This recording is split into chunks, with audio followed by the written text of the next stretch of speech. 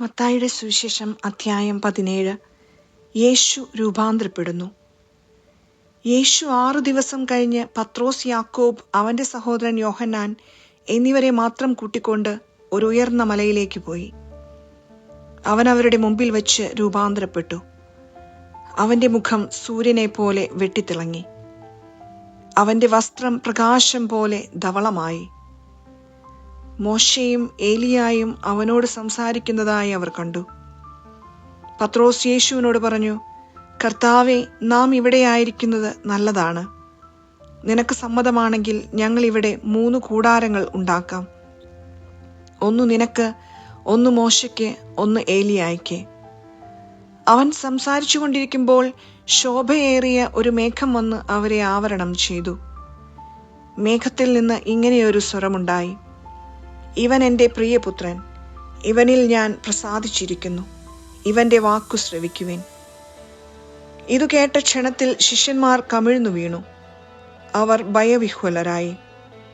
യേശു സമീപിച്ച് അവരെ സ്പർശിച്ചുകൊണ്ട് പറഞ്ഞു, എഴുന്നേൽക്കുവിൻ, ഭയപ്പെടേണ്ട. അവർ കണ്ണുകൾ ഉയർത്തി നോക്കിയപ്പോൾ യേശുവിനെ അല്ലാതെ മറ്റാരെയും കണ്ടില്ല. ഏലിയായുടെ ആഗമനം. മലയിൽ നിന്നിറങ്ങുമ്പോൾ യേശു അവരോട് ആജ്ഞാപിച്ചു, മനുഷ്യപുത്രൻ മരിച്ചവരിൽ നിന്ന് ഉയർപ്പിക്കപ്പെടുന്നതുവരെ നിങ്ങൾ ഈ ദർശനത്തെപ്പറ്റി ആരോടും പറയരുത്.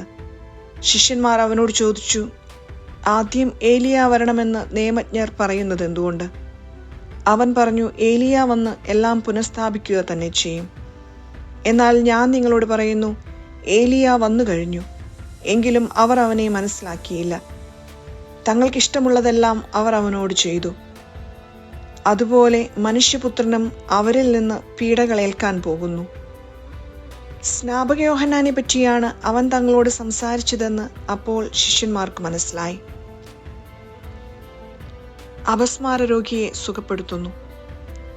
അവർ ജനക്കൂട്ടത്തിന്റെ അടുത്തേക്ക് വന്നപ്പോൾ ഒരാൾ കടന്നുവന്ന് അവന്റെ സന്നിധിയിൽ പ്രണമിച്ചുകൊണ്ട് പറഞ്ഞു, കർത്താവേ, എൻ്റെ പുത്രനിൽ കനിയണമേ. അവൻ അപസ്മാരം പിടിപെട്ട് വല്ലാതെ കഷ്ടപ്പെടുന്നു. പലപ്പോഴും അവൻ തീയിലും വെള്ളത്തിലും വീഴുന്നു. ഞാൻ അവനെ നിന്റെ ശിഷ്യന്മാരുടെ അടുത്ത് കൊണ്ടുവന്നു, പക്ഷേ അവനെ സുഖപ്പെടുത്താൻ അവർക്ക് കഴിഞ്ഞില്ല. യേശു പ്രതിവചിച്ചു, വിശ്വാസമില്ലാത്തതും വഴിപിഴച്ചതുമായ തലമുറയെ, എത്രനാൾ ഞാൻ നിങ്ങളുടെ കൂടെ ഉണ്ടായിരിക്കും? എത്രനാൾ ഞാൻ നിങ്ങളോട് ക്ഷമിച്ചിരിക്കും? അവനെ ഇവിടെ എൻ്റെ അടുത്ത് കൊണ്ടുവരിക. യേശു അവനെ ശാസിച്ചു.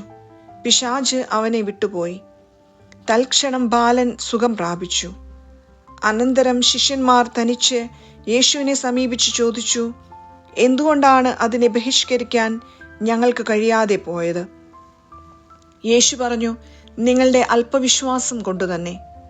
സത്യമായി ഞാൻ നിങ്ങളോട് പറയുന്നു, നിങ്ങൾക്ക് കടുകുമണിയോളം വിശ്വാസമുണ്ടെങ്കിൽ ഈ മലയോട് ഇവിടെ നിന്ന് മാറി മറ്റൊരു സ്ഥലത്തേക്ക് പോവുക എന്ന് പറഞ്ഞാൽ അത് മാറിപ്പോകും. നിങ്ങൾക്ക് യാതൊന്നും അസാധ്യമായിരിക്കുകയില്ല. പീഡാനുഭവവും ഉത്ഥാനവും. 2-ാം പ്രവചനം. അവർ ഗലീലയിൽ ഒരുമിച്ച് കൂടിയപ്പോൾ യേശു അവരോട് പറഞ്ഞു, മനുഷ്യപുത്രൻ മനുഷ്യരുടെ കൈകളിൽ ഏൽപ്പിക്കപ്പെടാൻ പോകുന്നു. അവർ അവനെ വധിക്കും. എന്നാൽ 3-ാം ദിവസം അവൻ ഉയർപ്പിക്കപ്പെടും. ഇത് കേട്ട് അവർ അതീവ ദുഃഖിതരായി തീർന്നു. നികുതിയെക്കുറിച്ച്.